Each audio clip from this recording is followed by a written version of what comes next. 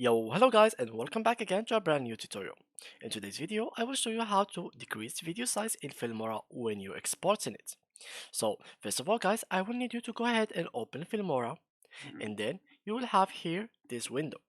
Here we go and click on this icon over there and make sure that our account is connected and the free plan is activated. So, if you don't have an account already, you just go and sign in using Gmail, Facebook or Twitter account.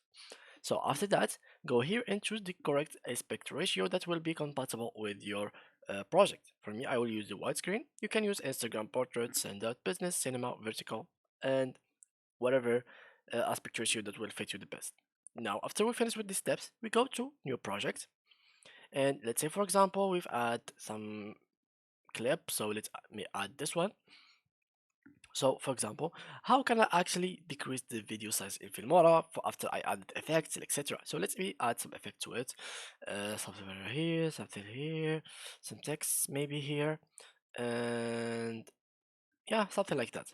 Now, if I want to export it, the size may be so big for you or something like that, and you want it to become smaller. So what you could do is go to export first, and then basically from here what you could do is instead of making the quality higher or recommended, please make it lower.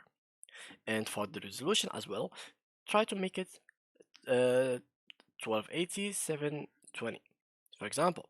And for frame rate as well, try to make it instead of like 240 fps, try to make it 60 fps or 30 fps.